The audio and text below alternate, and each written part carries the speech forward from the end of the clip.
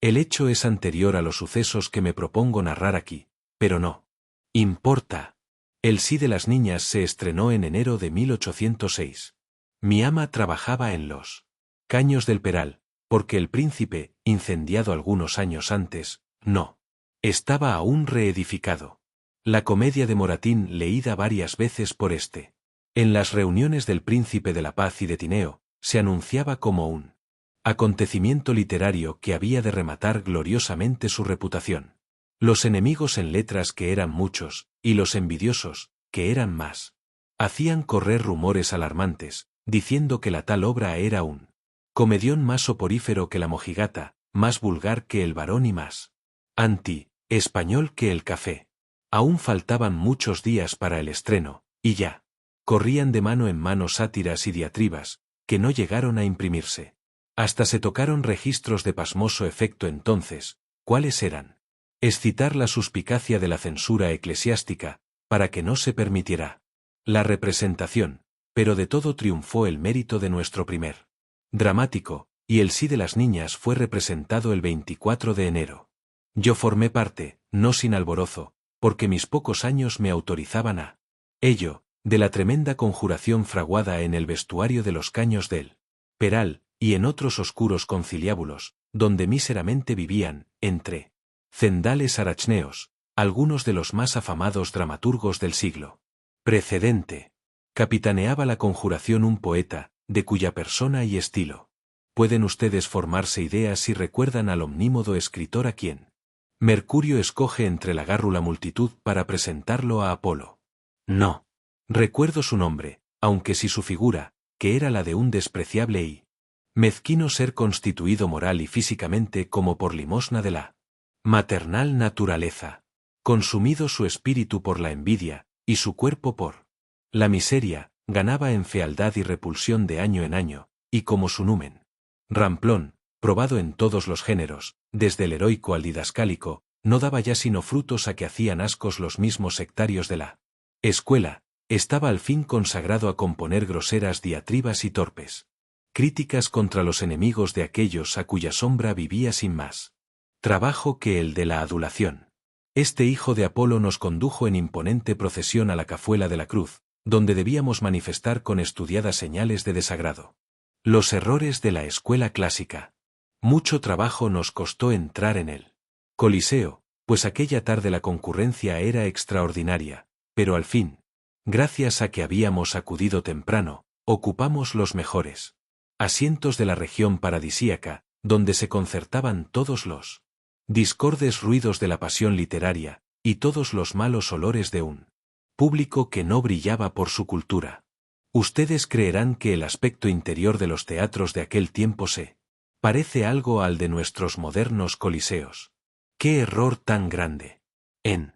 el elevado recinto donde el poeta había fijado los reales de su tumultuoso batallón, existía un compartimiento que separaba los dos sexos, y de seguro el sabio legislador que tal cosa ordenó en los pasados siglos se frotaría con satisfacción las manos y daríase un golpe en la augusta frente, creyendo adelantar gran paso en la senda de la armonía entre hombres y mujeres. Por el contrario, la separación avivaba en hembras y varones el natural anhelo de entablar conversación, y lo que la proximidad hubiera permitido en voz baja, la pérfida distancia lo autorizaba en destempladas voces. Así es que entre uno y otro hemisferio se cruzaban palabras cariñosas, o burlonas o soeces, observaciones que hacían desternillar de risa a todo el ilustre concurso, preguntas que se contestaban con juramentos, y agudezas cuya malicia consistía en ser dichas a gritos. Frecuentemente de las palabras se pasaba a las obras, y algunas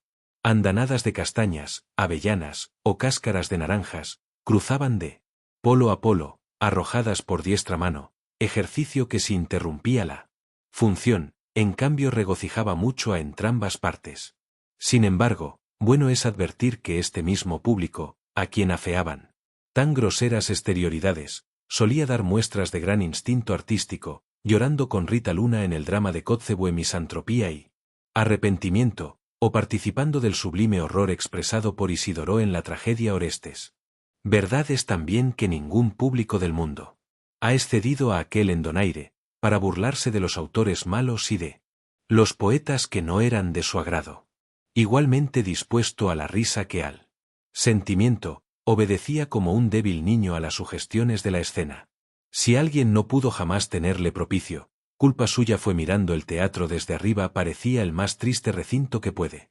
suponerse. Las macilentas luces de aceite que encendía un mozo saltando de banco en banco apenas le iluminaban a medias, y tan débilmente, que ni con anteojos se descubrían bien las descoloridas figuras del ahumado techo, donde hacía cabriolas un señor Apolo con lira y borceguíes encarnados. Era de ver la operación de encender la lámpara central, que, una vez consumada tan delicada maniobra, subía lentamente por máquina, entre las exclamaciones de la gente de arriba, que no dejaba pasar tan buena ocasión de manifestarse de un modo ruidoso. Abajo también había compartimiento, y consistía en una fuerte viga, llamada degolladero, que separaba las lunetas del patio propiamente dicho. Los palcos o aposentos eran unos cuchitriles estrechos y oscuros, donde se acomodaban como podían las personas de pro, y como era costumbre que las damas colgasen en los antepechos sus chales y abrigos. El conjunto de las galerías tenía un aspecto tal, que parecía decoración hecha ex profeso para representar las calles de postas o de mesón de paños. El reglamento de teatros, publicado en 1803, tendía a corregir muchos de estos abusos, pero como nadie se cuidaba de hacerlo cumplir, solo la costumbre y el progreso de la cultura reformó hábitos tan feos. Recuerdo que hasta mucho después de la época a que me refiero, las gentes conservaban el sombrero puesto, aunque el reglamento decía terminantemente en uno de sus artículos, en los aposentos de todos los pisos, y sin excepción de alguno, no se permitirá sombrero puesto, gorro, ni red al pelo, pero sí capa o capote para su comodidad.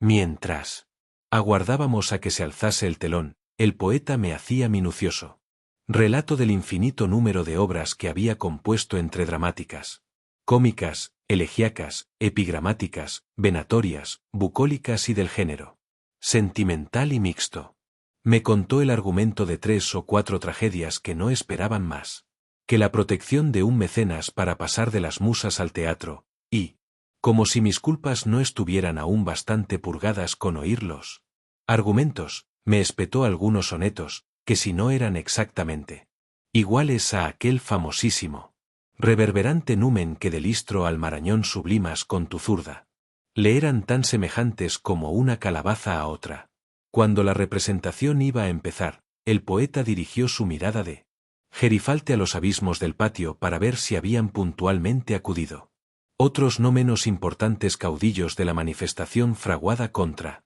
el sí de las niñas. Todos estaban en sus puestos, con puntual celo por la causa nacional.